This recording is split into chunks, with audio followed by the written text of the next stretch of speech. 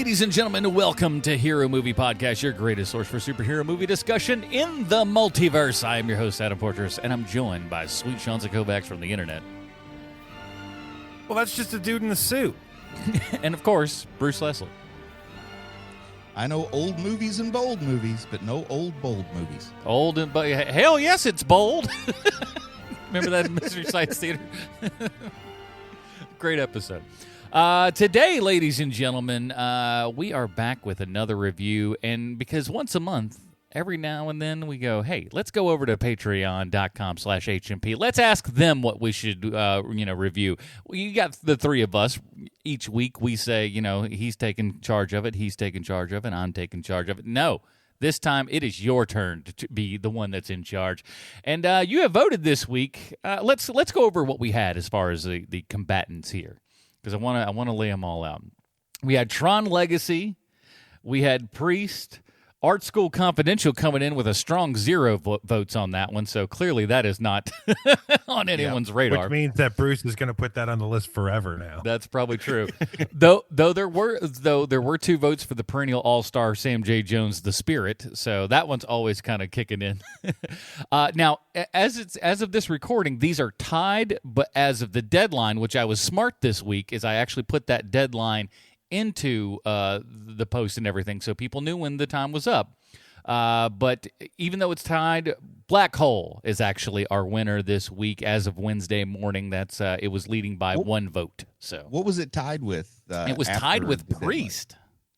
Oh, okay. So Black Hole and Priest technically tied, but as of the deadline, Black Hole was the one who actually won. Tron Legacy is in a fairly close third.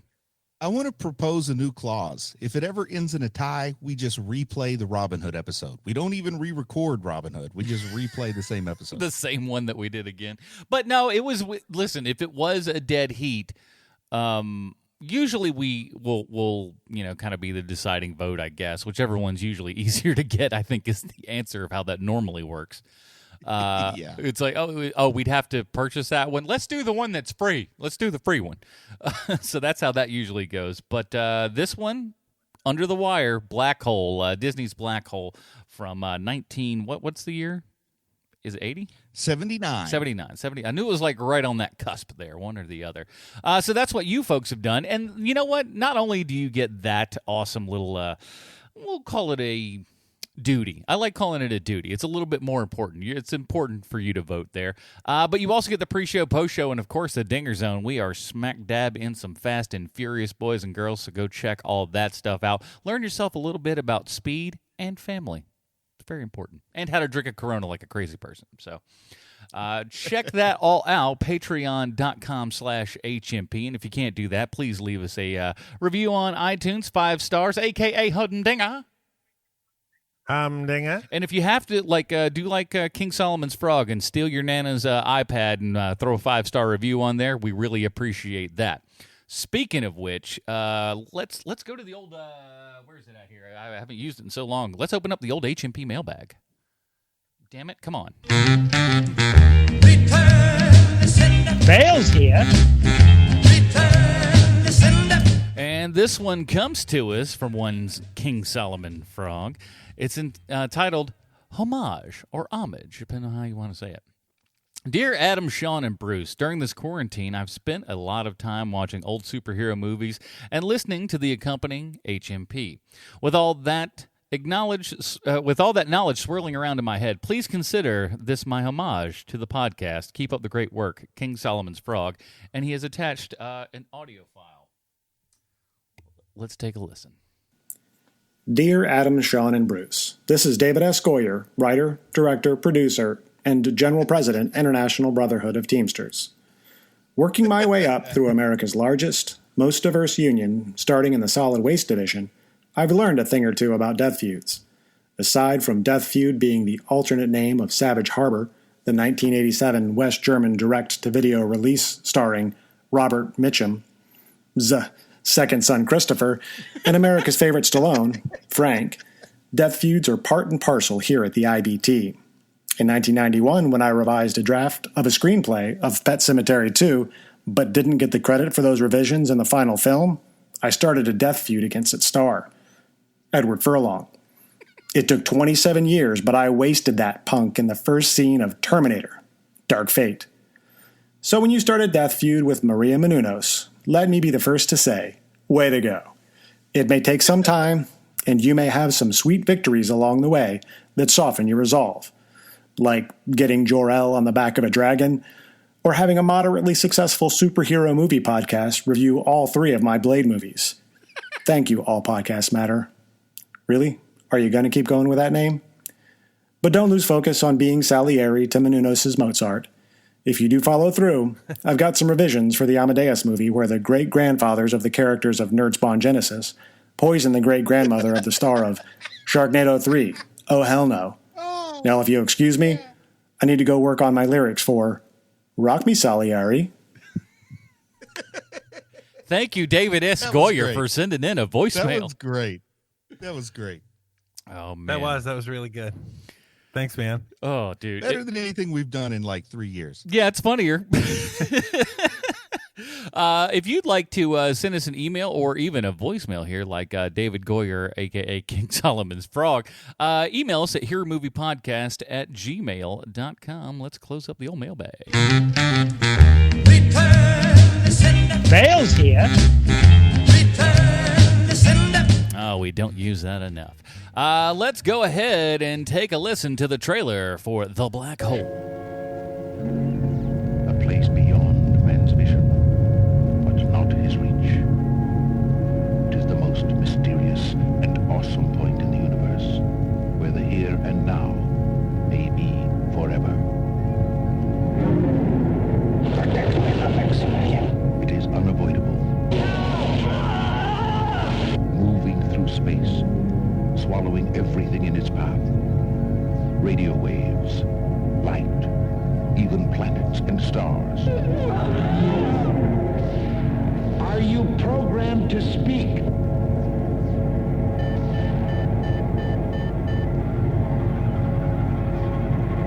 Gravity's at maximum, Dan. Oh my God, I think it's got us. We've got a break here, too. Now, man is about to enter the black hole.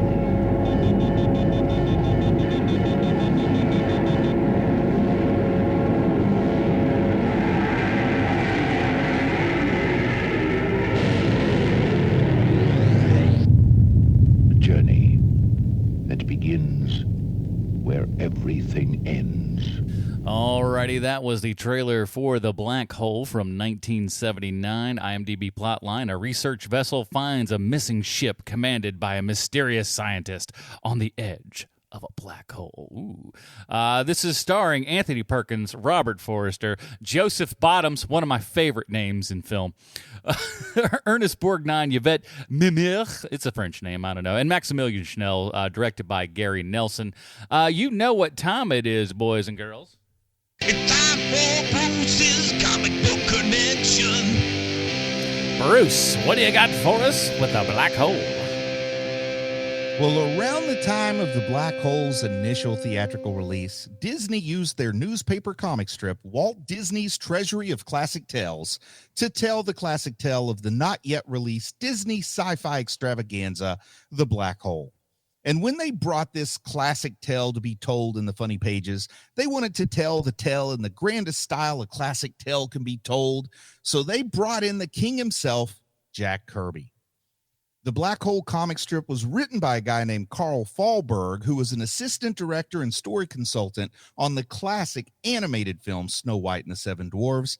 And of course, it was drawn by the guy who gave us the Fantastic Four, the New Gods, Etrigan the Demon, and a Halloween costume that looked surprisingly like Spider-Man, though it predated Spider-Man by a couple of years. And the credited creators of Spider-Man claim Kirby didn't have any part in Spider-Man's creation, even though Kirby drew the first Spider-Man cover and thus drew the first image of Spider-Man that the world likely ever saw, but he is in no way a co-creator of Spider-Man, or Thanos for that matter. He had nothing to do with that either. Jack Kirby's job drawing the Black Hole was one of his many commercial gigs, the kind of thing you do after all the stale ramen noodles Marvel and DC paid him with have run out, and there's still 8 days left in the month, and he'd rather draw the box art for the Big Jim toy line than go without food for a week and a day. Now, if I may, I just want to pause to say that oftentimes artists are not paid at a level that is commensurate with the profitability of the work they do. Now back to the Comic Connection. Carl Fahlberg also worked on one of the all-time great cartoon shows, serving as a storyman and story director for the classic The Three Robonic Stooges, a property for which I've written multiple comic book spec scripts, only to find out the comic book rights are in a sort of limbo between DC and American Mythology Comics. Thus, I have officially quit writing.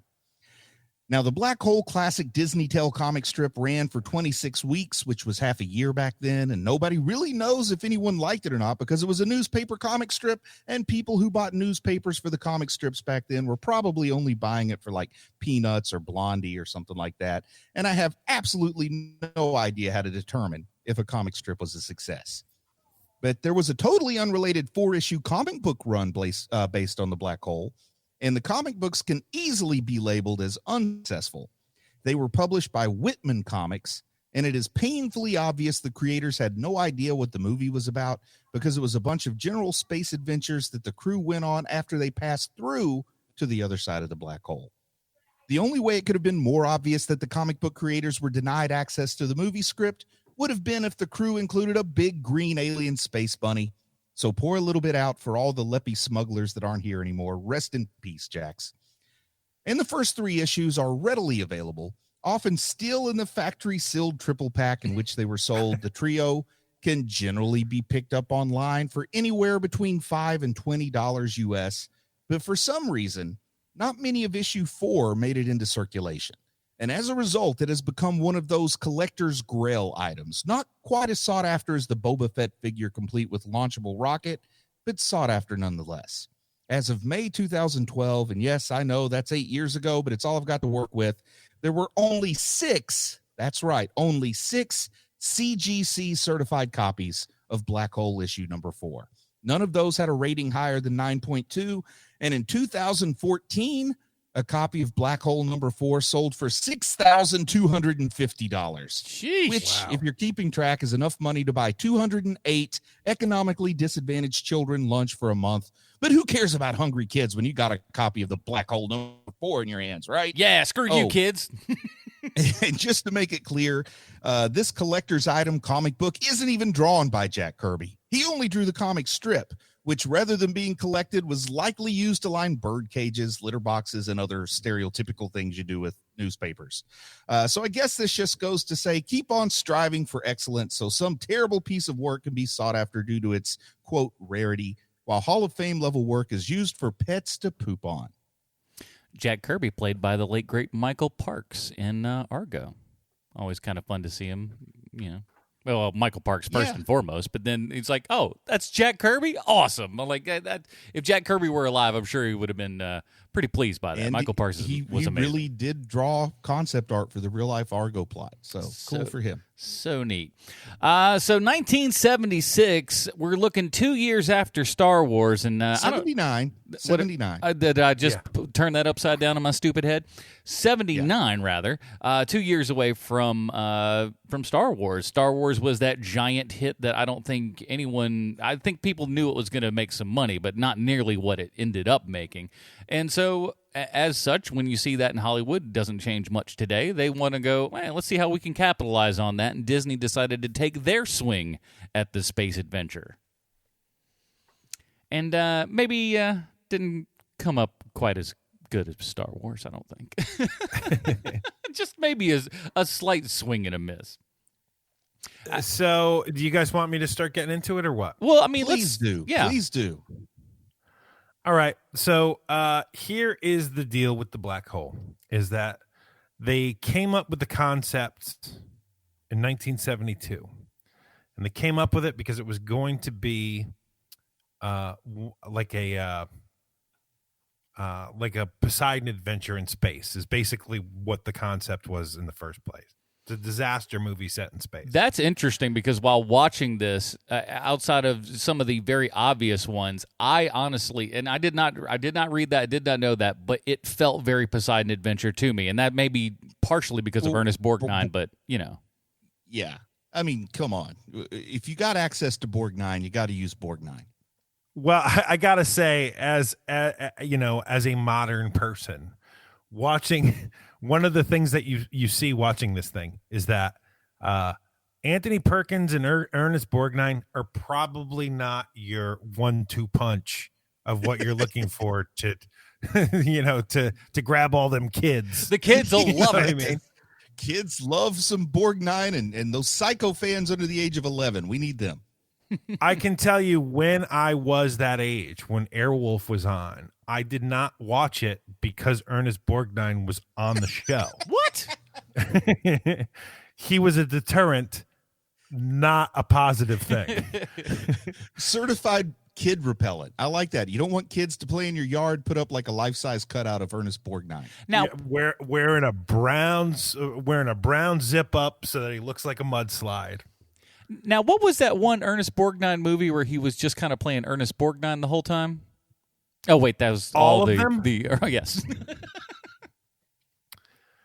So here's the deal, right? So they want to make they want to make this movie because disaster movies are so big. Like the Poseidon Adventure had just been the second biggest movie in the country at the time. But what ends up happening is that they don't the disaster movie starts to flail and it's on its last legs. And so they're not exactly sure what to do with this thing, so they kind of shelve it. And it goes through massive rewrites again and again and again. And then entering the picture comes Ron Miller, who was in charge of Disney at the time. And Ron Miller has the extraordinary genius luck of marrying Walt Disney's daughter. And he's this former football player. And he rises up through the ranks. He starts as, like an actor, just doing side jobs like that. And he comes up through the ranks of Disney till Walt Disney dies, and he eventually he's in charge of Disney. And he is tired of what people are saying about Disney. He's tired that they're saying that, it's just for kids. It's like little kids movies, because counterculture is, we're like a couple steps past counterculture at this point. Mhm.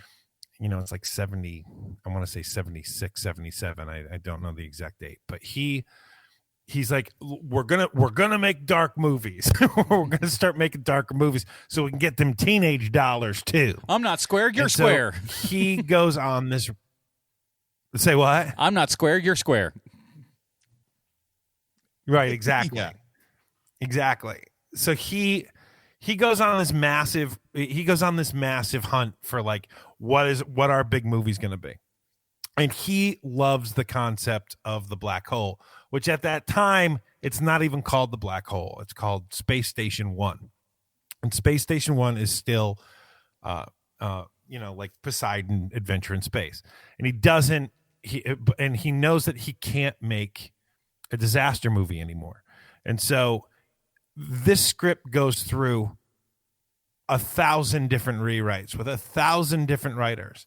And no one can really crack the ending of this, because what happens when you go through the black hole? And there's no satisfying ending.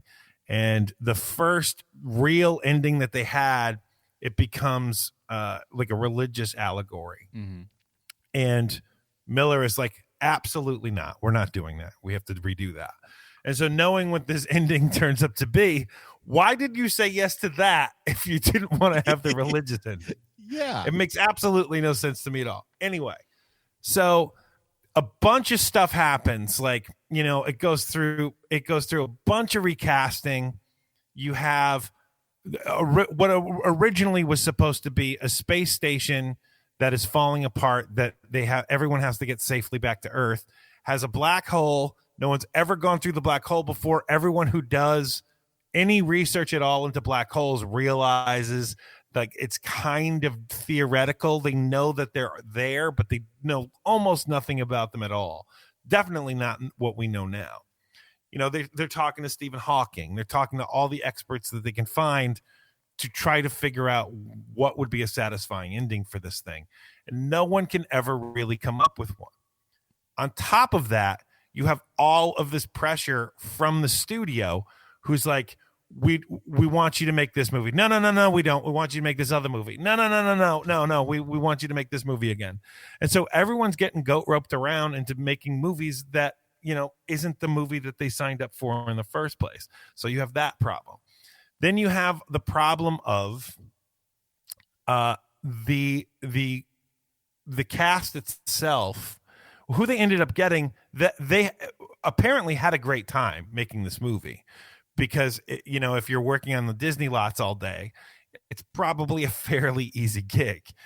And it was 3 months of work, and they're working your 12-hour day, and it's not that big a deal, and it was fine. And that part worked, but during pre-production, there's this great story that Jennifer O'Neill, the actress Jennifer O'Neill, who was known for like her super famous hair, gets hired on to do the show. Yes. And so you know the story? I know this story. Go ahead. So when they're doing testing for this, for the camera tests, they're like, her hair is too long and it looks weird when we're in quote 0G in quote. and so she says, and Disney is basically like, you need to cut your hair. And so since she's world famous for her hair, and she is just someone who's nervous to get her hair cut, like most people who have really great hair are. I can relate. Say what? I can relate. Some of the old the pictures. First thing I think of is great hair when I think of Bruce. If you look at Bruce's old pictures, though, Bruce had a mane at certain times in his life. Oh, for I sure. saw it. I've seen him. I know. Gorgeous. And so she calls her stylist no less than Vidal Sassoon. Ooh.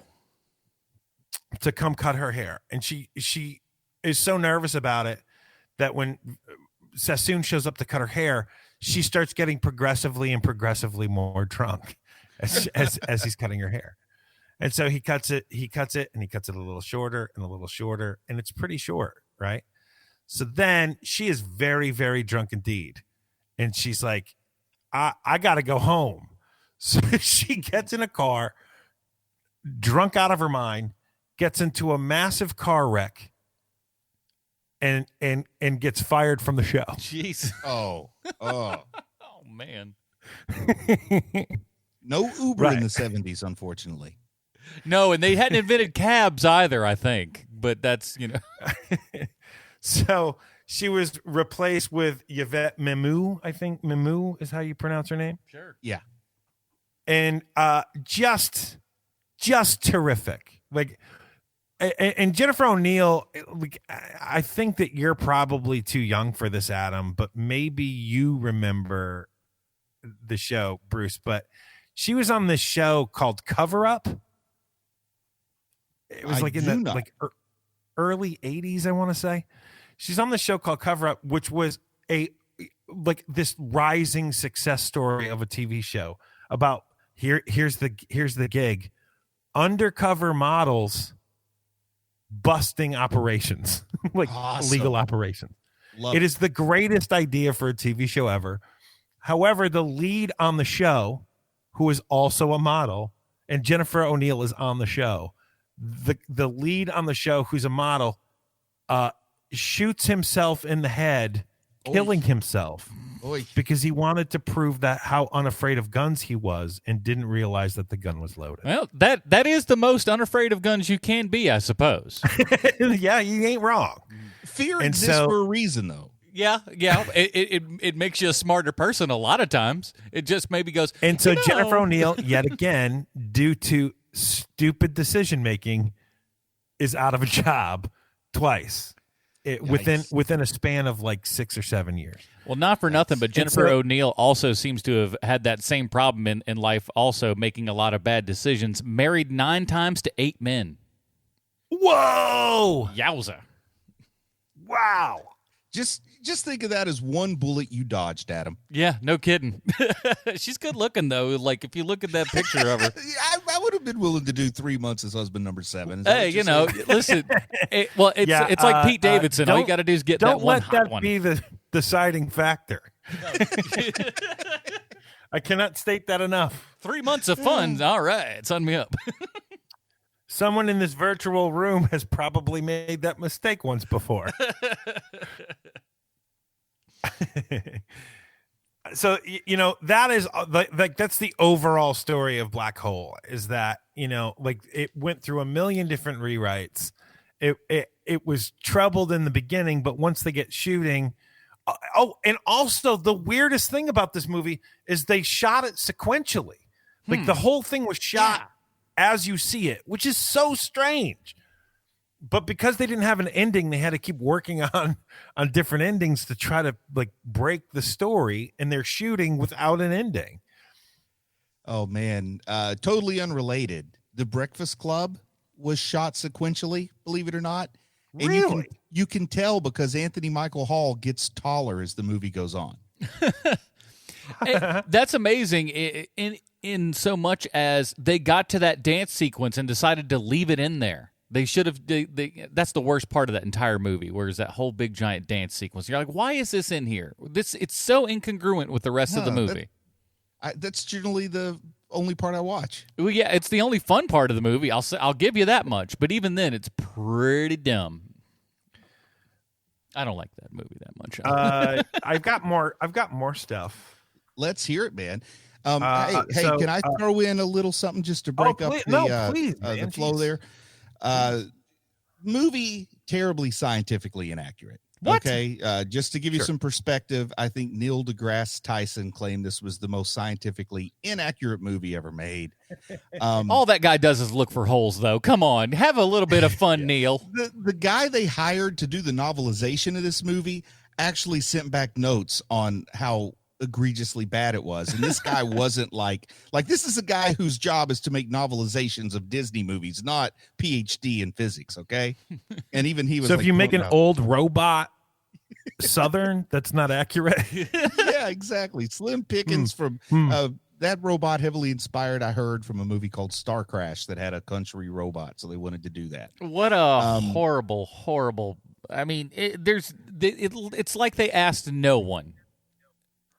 Does this stupid or no? And they're like, yeah, it sounds great. Slim Pickens he's everybody loves that guy.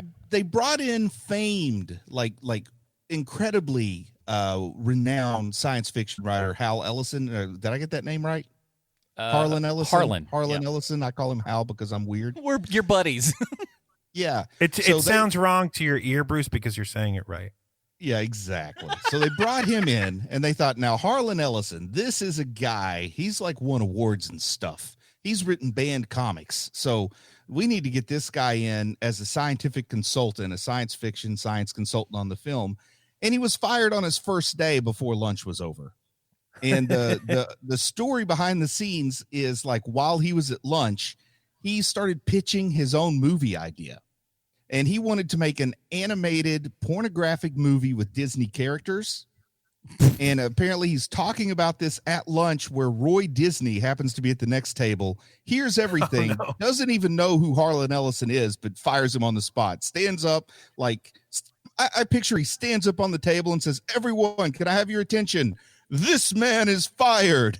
Then he gets like escorted out of the building and never allowed back in. So Now, Pluto yell at comes in him the like room, right?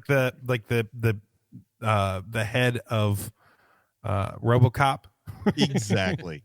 And then Ellison You are insists, fired. Ellison insists it was just a joke, which is kind of easy to believe. Maybe that would be a joke. Like, you wouldn't be serious Maybe, about sorta. that.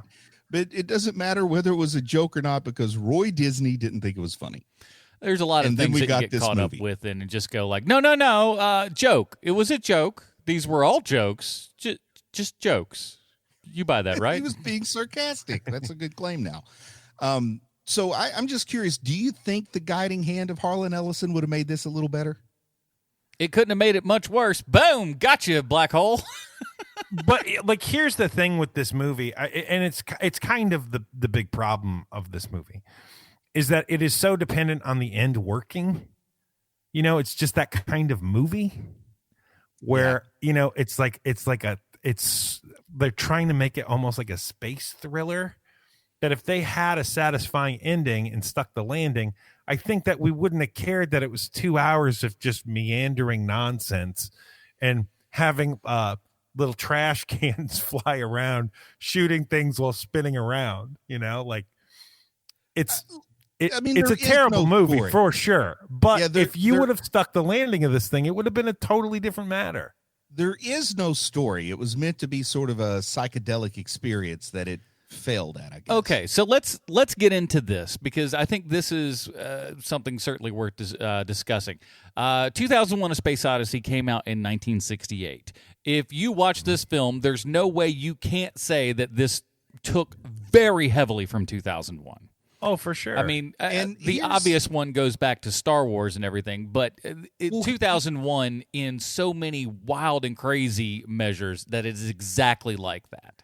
Here's the thing that kind of amazes me when I'm watching it is, I've read the comparisons to 2001, the comparisons to, they wanted to get in on that sweet Star Wars money. But when I watch this seems to me like a really bad reproduction of Star Trek, the motion picture. But these movies were made almost simultaneously. So the fact that I'm seeing so many similarities, I can't wrap my head around Star it. They're Trek, both Star Trek: The Motion Picture came out 2 weeks after Black Hole did. Yeah, and which I think it's fair to say that they were produced more or less simultaneously, and the fact that they seem so similar to me is just amazing. I guess there was just a thought about what people wanted that was not quite right going around in 1978, 79. But there's so many. I mean, there's so many parallels between this and 2001. I mean, stuff down to. I mean, there's obviously the broad stuff, right? Is that the ending is very much kind of in the vein of 2001. A lot of the, everything from like docking and stuff, that's all from 2001. But even down to the level of volume and music and having those two things be practically at the exact same level is also very much 2001. If you watch in 2001, over the last probably 5 years, has become my favorite Kubrick film. It's the one I've delved into more than any of his other stuff. I saw it twice in IMAX. I've got it on 4K. So I probably watched it in the last 5 years, probably 10 times. At least 3 of those were in a theatrical setting. So while we're on the topic of music, there's no way we can talk about this movie without talking about the overture. Oh, and that's another thing. That's another 2001 thing right there. It is the overture. And I got to say, as far as from a musical standpoint, the overture is the best music in this entire movie. The rest of it is pretty garbage. From a guy who's got a long history of doing big time stuff. John, it's Barry, I believe is his name, the guy that did all the Bond soundtracks. I don't know what the situation was with John Barry. audiences in 1979, but I know for me, when I was watching this, I had to get up and check and make sure something wasn't wrong with my TV when the screen's black for 8 minutes while the music plays. Oh, I actually timed it. I'm so glad that somebody else brought this up because I thought maybe it was something wrong with my connection or something. But it is honest to goodness, it is 2 minutes and 25 seconds of nothing but black as basically marching band music plays. Oh, it's better than that. it's- Come on. And Adam, you work in a theater. Listen to it. It sounds like marching band music. It sounds like John When Williams they shift, ripoff. once you start seeing visuals, the music shifts into something else. Oh, yeah, exactly. But that first 2 minutes and 25 seconds is not a good nothing but overture. marching band music. Yeah. Now, Adam, you work at a movie theater that shows the flashback cinema screenings. Now, imagine if they, for some reason, chose to show the black hole, just how many people would come out to say the projector wasn't working before that overture was over. Well, I can tell you, having seen 2001, which has an overture, that happened a lot. People did not know what was going 2001 on. has a more sophisticated audience than the black hole, I would say. Yeah. I would think it would happen more with the black hole. Oh, certainly. I mean, there were people when I forget what Pixar movie it was. Whenever that Frozen 2 or that little Frozen short came out, that was 15 minutes long. People straight up thought they went to the wrong theater because it started playing that, and they're like, "What is this? Is really what is this? Is this the movie that we didn't come to see Frozen? We came to see whatever the new flick was. I think it was a Coco or something." And it doesn't help matters that my local theater has on occasion actually shown the wrong movie. So you don't give them much benefit of the doubt. but yeah, the overture band and then the design. This is something you guys know more about the behind the scenes on design than I do. But this is crazy because clearly Vincent and old Bob are designed to get like 7-year-olds interested about this property. But everything else is designed to make 7-year-olds hate this property. So this to me seems like two divisions not communicating or something. Well, they're trying to split the baby with this movie is what it feels like. Mm-hmm. Because what they originally want is they want an adult centric space movie. However, the higher ups at Disney are like, also make us R2D2, but not R2D2. Yeah, and stormtroopers, so but not stormtroopers. What the designer basically does is he takes the concept of the Apollo module and kind of flips it upside down and makes it a little rounder and gives it a little helmet so he can sink into his body like a turtle. And they went, perfect. Yes. Let's paint the eyes on with, just acrylic paint. But you know the story behind those eyes, Adam? Do you know what happened there? Yeah, I've heard a little bit about it. Go tell them. They wanted to have more complex like equipment in his eyes where it was like multi-camera eyes so that you could show expression and things like that with basically something the size of a quarter, but they couldn't do it in time because everything about this movie was rushed out by the end.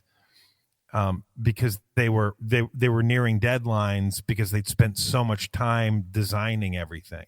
Like they even designed their own in-house camera so that they were able to do computer effects with this movie because Disney had never done that before. So they literally built cameras to do what Star Wars was able to do. They just kind of like reverse engineered it. Yeah, one of the most prominent uses of that you can tell in the scene where they're all kind of sitting down at the table and the camera itself tracks along the side and you see the background moving in sync with the camera and everything. And for that time and not having the technology and stuff that ILM would have that they kind of developed over the years, them doing that in-house themselves is actually pretty impressive.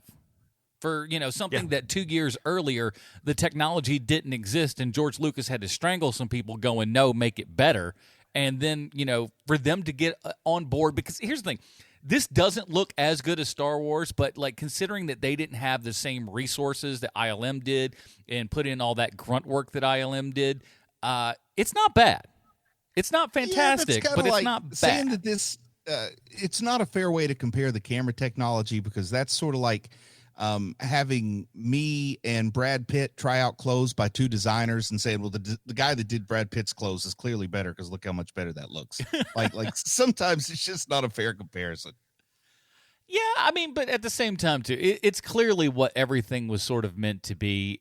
But it's strange because, like you said, it's the bifurcation of the story. We have, the group of humans, they have their kind of story. The robots almost sort of have their own story in a way, and that's all clearly for the kids. And even then, they still stink at getting across anything fun and entertaining. We see these robots go meet some other Stormtrooper-esque robots that we learn are probably half people. And they have a skeet shooting contest, essentially. And you're like, really? That's what we're doing right now? When this was released on home video, the tagline should have just been great for nap time. Like when you want your kids to fall you asleep, ain't wrong. Put this on TV and set them down. That is the secret. That is the secret success of this movie is that, oh, you know what? I think I want to watch The Black Hole. And you turn it on. I defy you to get through all of it in one sitting. You can't. You can't possibly do it. I did do it last night, but like you were also doing other things, I bet. Yeah, I had to do other little things. bit. The first time I tried to watch this, I surrendered. I just flat up surrendered.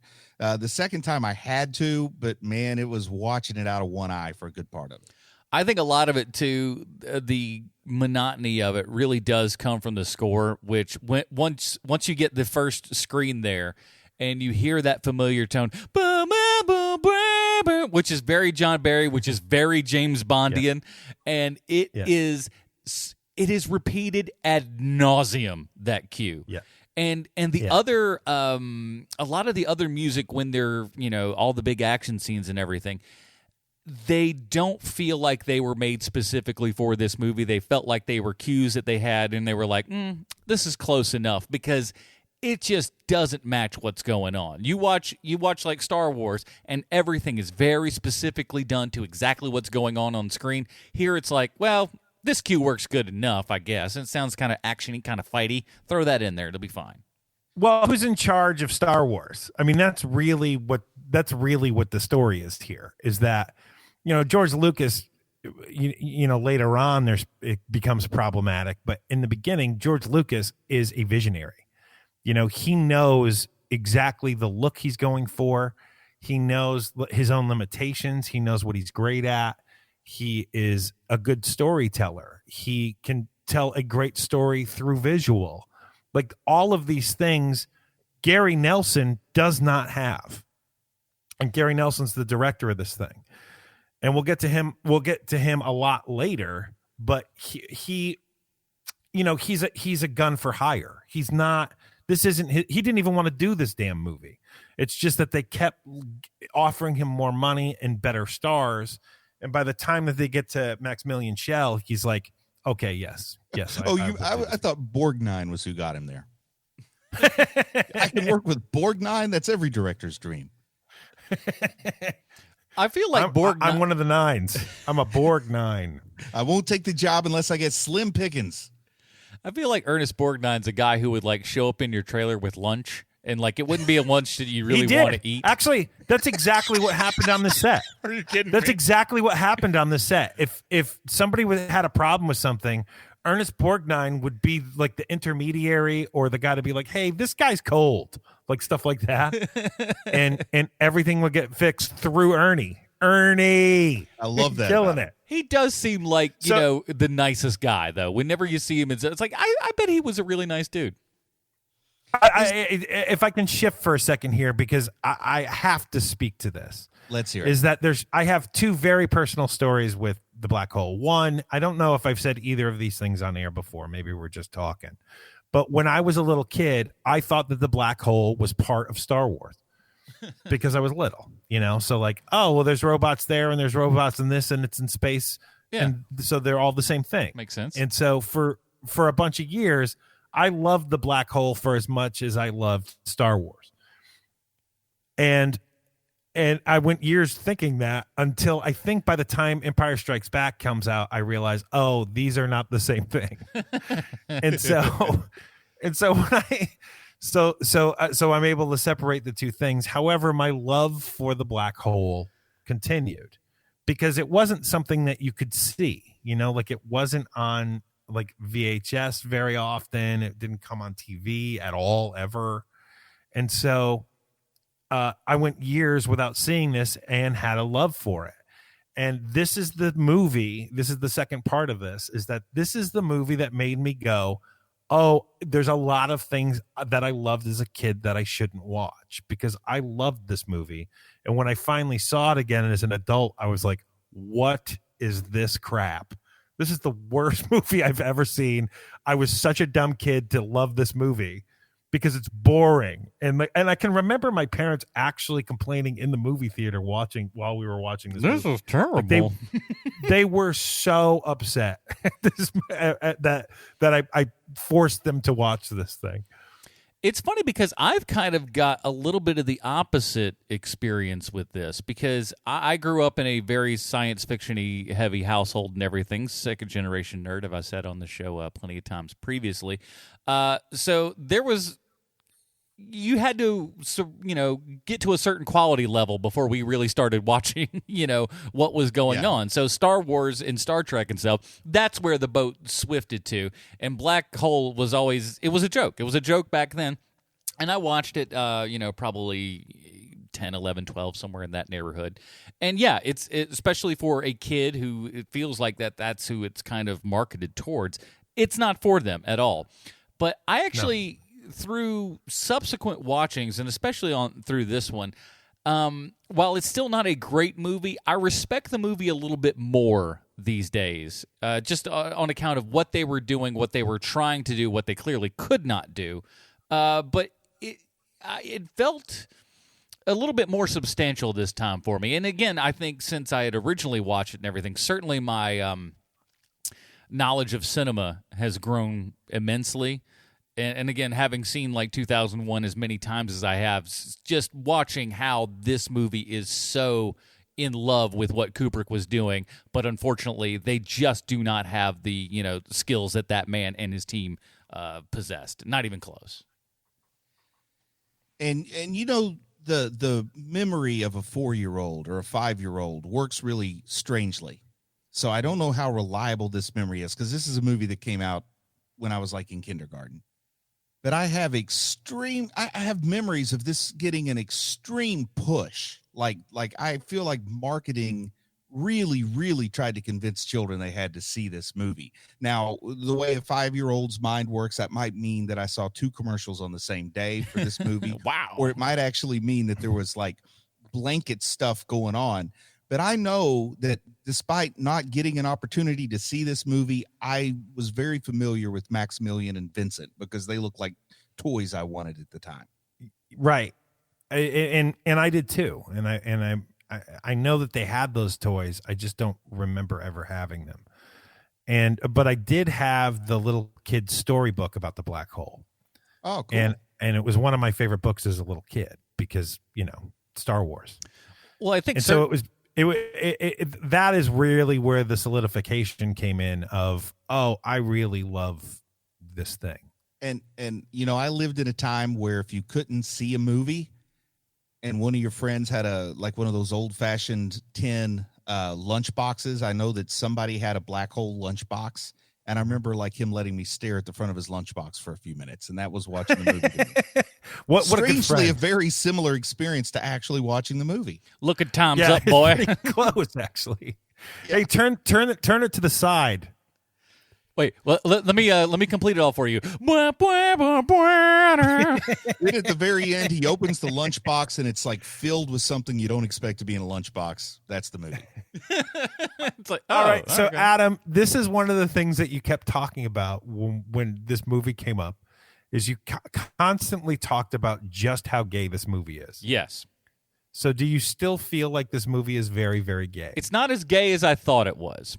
My memory was it was way gayer, but I also have a theory this time. Now, first of all, let me tell you where the theory kind of came from, I guess. Well, you'll know if you watch it. So you've got the 2 main leads of this movie. I'm forgetting all the names here.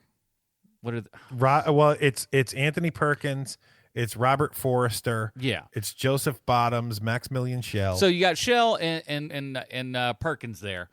They just have a conversation in this movie that I just remembered seeing years ago, probably maybe 10 years ago, I guess, at this point. And just I saw a lot of gay undertones in it. And to a degree, perhaps, maybe there is. Maybe it was a little bit more of a kind of an odd hero worship, but it seemed super gay at the time. And to a degree, I still kind of stand by that. Maybe not as much as I had initially thought. But all of a sudden, Anthony Perkins wants to stay behind. He's like, no, he's a brilliant man. It really seems like his character, for what little bit of character development we have in this film, it turns. It turns when they see this Maximilian character. He's like, oh no, this guy, he's a smart man. He's the best man. He's the greatest man that there ever was. And they're sitting at the dinner table. They're kind of exchanging these side glances and everything. And anything that Max says, he's just like, oh yeah, no, he's the best. Go ahead. Go ahead. I'm sorry. No. And so I guess my thought then turned to, because not too long after that, you said they shot this in order. I think not after that, they looked back at rushes and were like, oh man, this movie seems super gay. Let's kill that character right now. And then all of a sudden he's dead. Well, that's not where the big talk came in with that, because the big talk came Go ahead, Bruce. I'm I sorry. was just going to say, before we move on, I just want to give a little historical cinematic context here too, because 1979 was a time that even if you did want to make a movie that appealed to gay audience members, you had to be sneaky about it. It was a time where the studio system would not allow you to say, "Hey, this is a movie that we hope gay people will enjoy." Like your movie can't even publicly acknowledge gay people exist, or else it's suddenly midnight cinema or something. Correct. So filmmakers that did want to be more inclusive had to find allegorical ways to tell their stories rather than telling it at face value. And we don't mean that as a negative thing at all, to say it's like a hidden gay cinema. It was a technique that had to be used of the time. Yeah. And just to be clear, like, I think that's a cool thing if you're seeing that. I didn't see as much of it, but then when you start talking about it, it kind of makes sense. And the way that Maximilian Schell's character, Reinhardt, I think was his name, that he was not accepted by general society, so he had to go out on his own and find a new way. I mean, I can see how there could be some allegorical aspects there, and I think that's kind of a cool thing, not a negative thing at all. And I just on a personal note here, if I were a gay man, and there are days where I sure wish I was.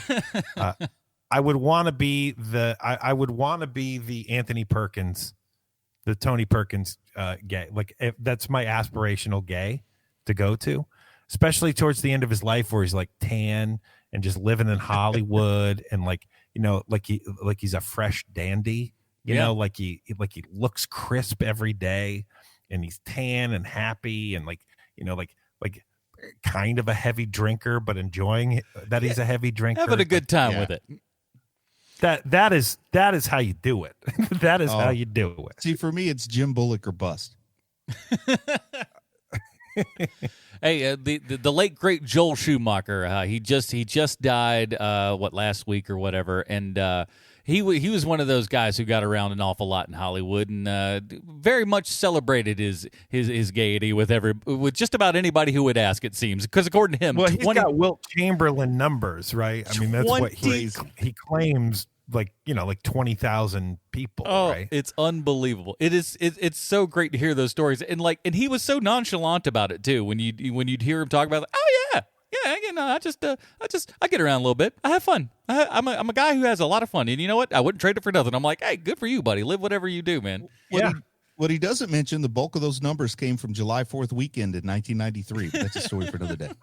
A lot of longshoremen coming in. So guys, not nearly as gay as I had initially thought. You want me to go to my notebook here? Sure. Please, Sean. So the first thing up is that Roddy McDowall as the voice of Vincent. Is this where he starts basically the second half of his career where he's doing voiceover work? Because that's the majority of his work after this movie is mostly as a voice talent. I kind of blame Planet of the Apes for that, because when you're hiding in that costume, it's people don't know your face, but they know your voice, and that becomes what's marketable. And given the choice with relatively similar salaries, voice work's a better gig than being on camera if you're not egotistical. I can't believe it's named Vincent. It should be called Bartlett's. How many times can he say this? Just quote after quote. And shut up. Stitch and Tom saves 9. No one gives a crap. Shut up. We're in some. And he's always. You thought C-3PO was pompous. This guy is pompous, and he's kind of put together. At least C-3PO is more like blustered all the time. This one is like, I'm smarter than all of you, and here's a little quip to tell you why. And a little confession here: for a good many years, I thought Malcolm McDowell and Roddy McDowall were the same person. That's a don't watch Caligula. Then. I could see that. I could totally see that.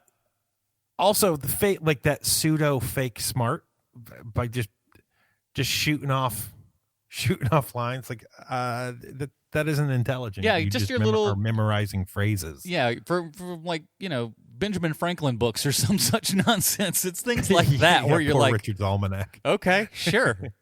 I guess. I mean, does that make you smarter than everybody? And then, of course, He's a wild and crazy gunslinger too, and you're like, what is this? What is it? What do they make these droids for? And why are there people if they can do all? Why do you have these two things that walk like you've got these guys that walk around with the stiff legs doing kind of the let's be honest, it's the Nazi march. They're goose stepping around there, and you've got this other one who can not only float but do like 360s and stuff while in the air shooting guns. Why would you have the ones that can't walk? I think it's older versus newer or something. Yeah, that's what they imply actually in the script. Yeah. Is that they're like the newest, best model. But then you have the beat up country model who looks like like their first iteration of this robot caught on fire. Yeah, and they were like, he no. got beat up by the lead robot. Yeah, that's what he says. But I like to think it's the it's on set. They were like, oh man, this thing caught on fire. No, don't scrap it. We can use this. What now, if we make them country? The real story behind the character design on Old Bob, why he looks so beat up? No.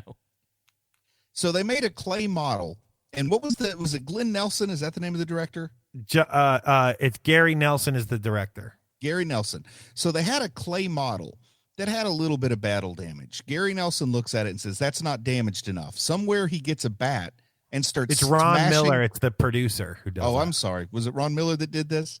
Gets a bat, starts smashing the clay model with the bat after he's hit it about 7 times, says, okay, now that's more like it. And they made a faithful replica. Which is also hilarious because one of the things that this movie does that Star Wars itself didn't do, or vice versa, rather. Star Wars was what made that so awesome is that it was this dirty, gross, lived-in reality. It felt like what we were looking at came from a real planet because everything was used and worn. Here, they go back, for the most part, save for this beat-up robot, they go back to that super slick, everything's clean and good-looking, and it feels like a set, which, by the way, amazing how many sets and stuff that they built for this. This movie, it cost like $20 million. It only made like $30 million, so it made no money, whereas Star Wars cost half of that and made 8 billion times more than that. So it's weird. It was the most expensive Disney movie ever made at the time. And they were really chasing after that Star Wars money. Yeah. And, it just failed miserably. Can't blame you.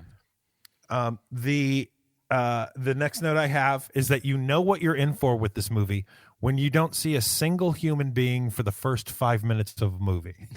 There's nothing. Yeah.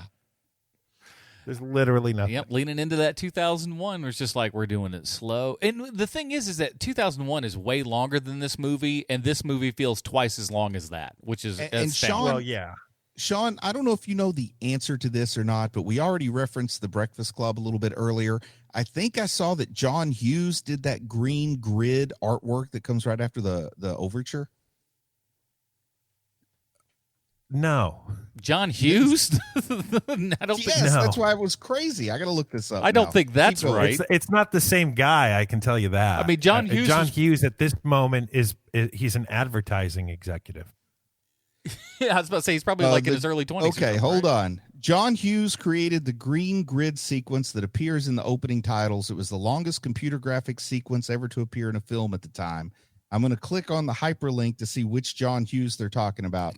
They are talking about the John Hughes who did visual effects for The Hunger Games, Planet of the Apes, X-Men, Frequency. Okay, not the same. Oh, John you Hughes. meant John Hughes. Okay. Did I say it wrong? Oh, with an H. John This is Hughes. one of 11 John Hughes that are on IMDb. Okay. Mix it up, parents. Let's But name hey, him he something did else. work on Garfield, A Tale of Two Kitties, for what that's worth. That's sequel Brilliant. money right there. Anything else? The best line in this movie, by the way, from Anthony Perkins talking to Reinhardt. He goes, "You'll be recognized as one of the greatest space scientists of all time." Space scientist. Yeah. oh, man. Oh man, that graphic, that visual effects guy, John Hughes, is the link between The Black Hole and Star Trek: The Motion Picture. Worked on both of those at about the same Well, time. there's a lot of overlap, man. The guy who did all of the paintings for this movie also worked on Star Wars. So Very cool. And Dick Tracy, I saw. Like one of the production designers also worked on Dick Tracy's.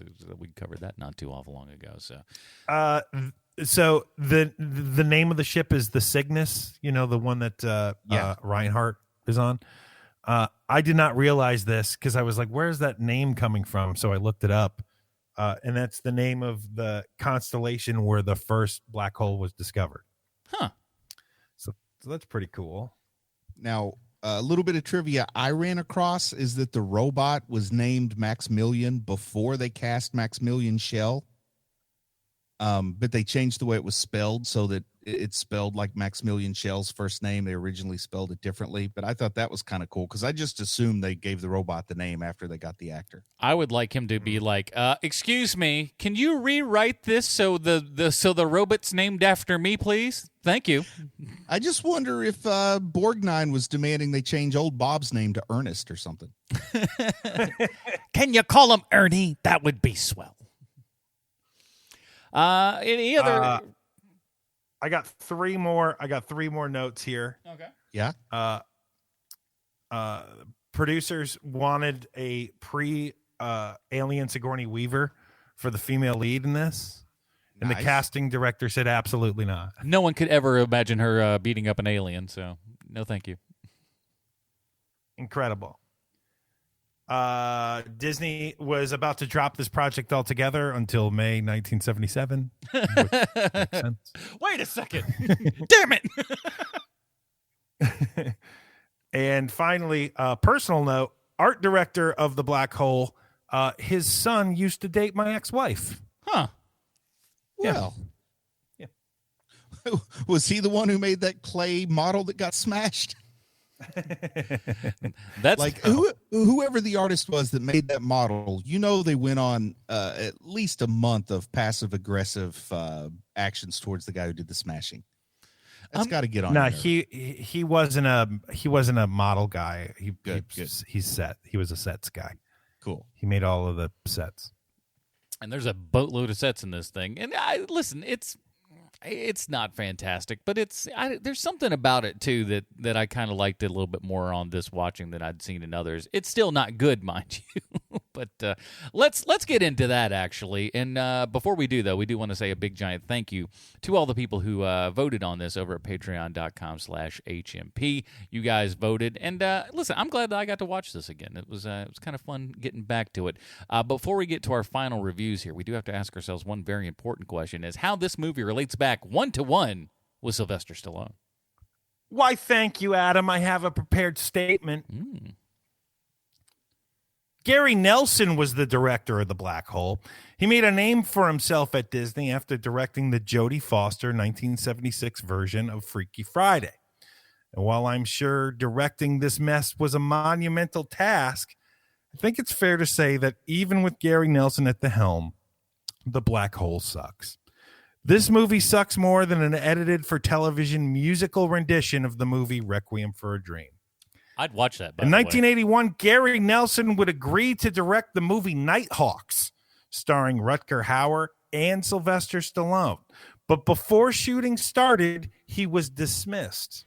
And they started shooting with Stallone directing for the first day of principal photography before a new director reported to set. And for that, both Stallone and the production got into trouble with the Directors Guild.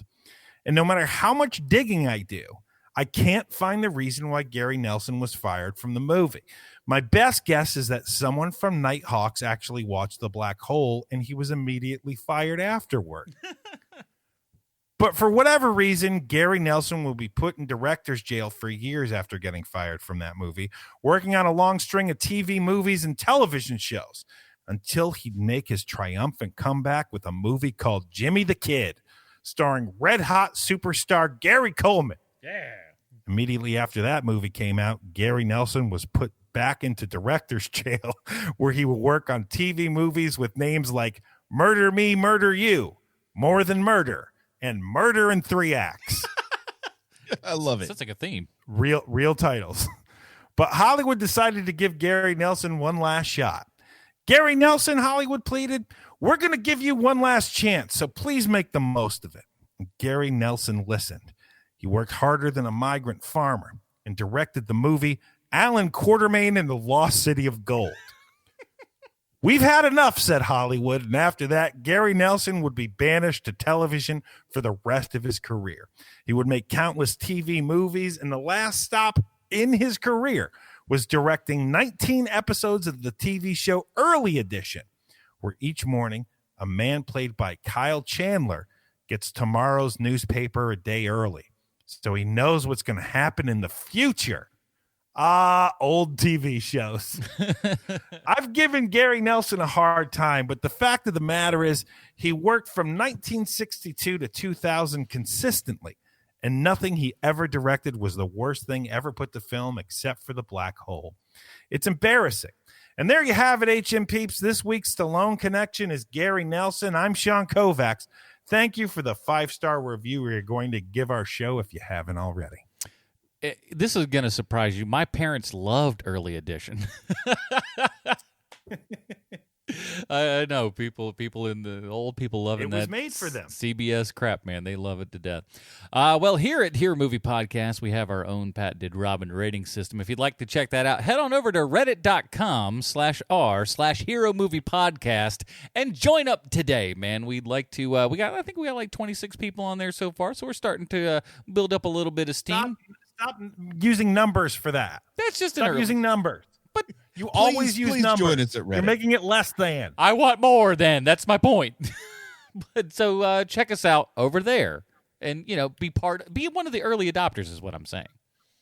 All right, let's go with Bruce. Bruce, where does The Black Hole fall in the Robin rating system for you? Oh boy, The Black Hole. I just want to read a review from the New York Times. There's a film reviewer named Janet Maslin, and she wrote that the film is, quote, attractively unpretentious, at times quite snappy. Among the more sensational stunts is a shot of a huge molten meteor rolling towards a crew of tiny people who appear to be right in its path. Its story about a band of explorers and a wicked space tyrant who pretends to be nice has a comic book feeling. But as comic books go, this one is pretty much a page turner. So that review convinces me of probably two things. Number one, Janet Maslin has absolutely never read a comic book. Number two, she may have never seen a movie before this, because, we all have an idea in our minds, like what was it like in the 70s? Well, we all kind of think people that did our jobs a generation before just had a way easier time of getting success. That's just, I think, human nature. So I think like 1979 was when you go down to the unemployment office and they say, let's see, what do we got? Well, they're looking for a movie reviewer at the New York Times. What does it pay? $4 an hour. Sign me up. Or like you're working in the New York Times trying to sell subscriptions after school, and they're like, our movie reviewer has food poisoning and can't go see The Black Hole. So Janet Maslin jumps up and waves her hand. I'll do it.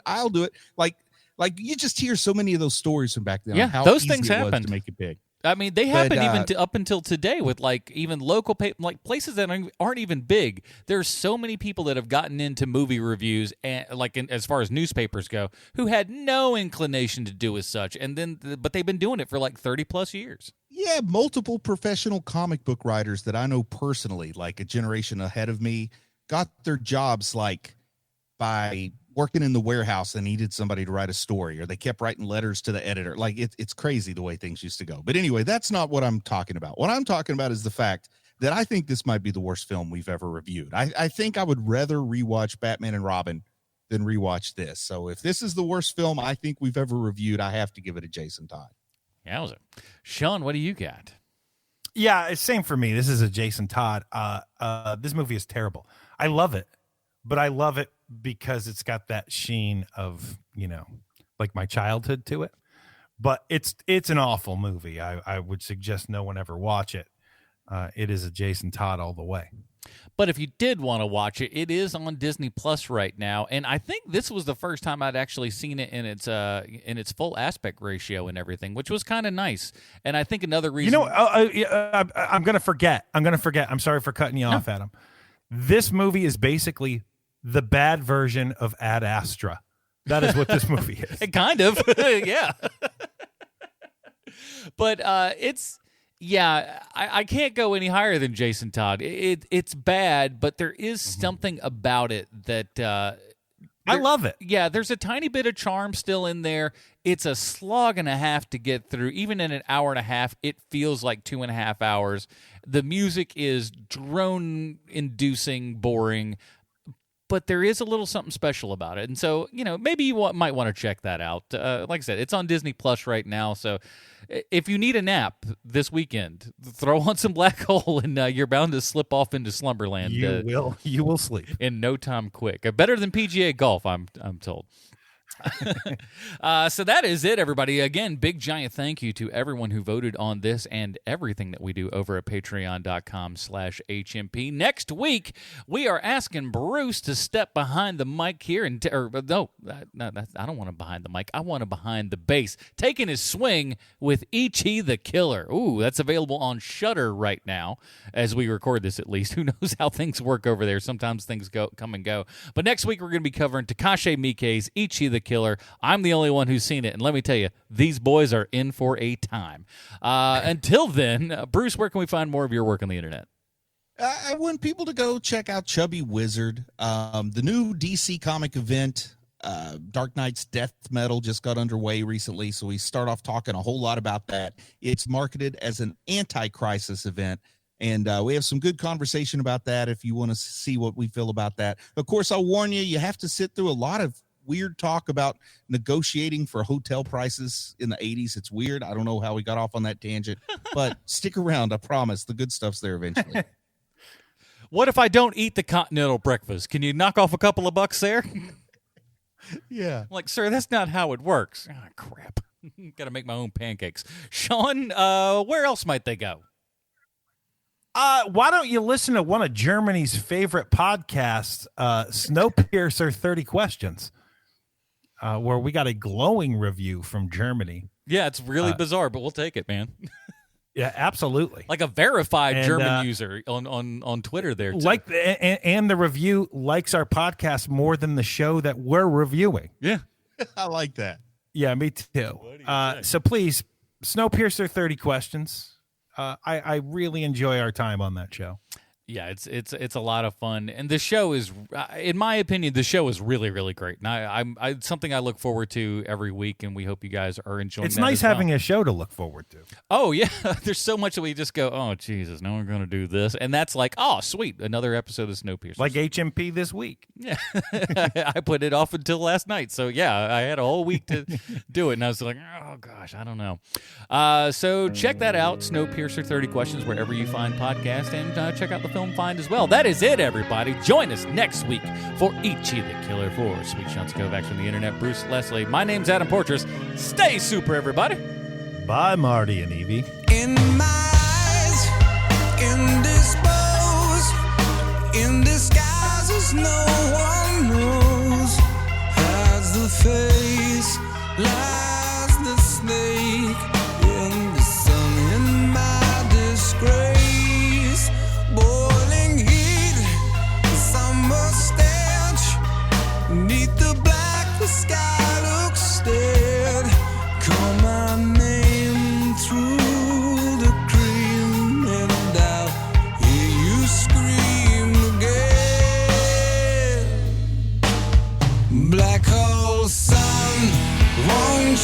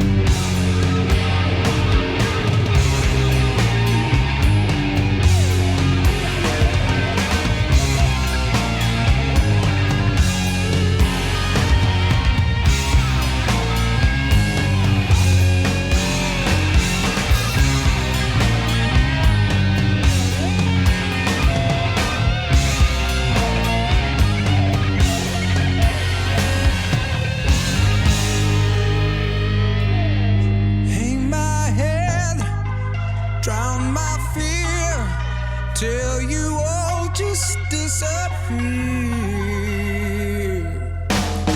Black hole sun, won't you come? Wash away the rain. Black hole sun, won't you come?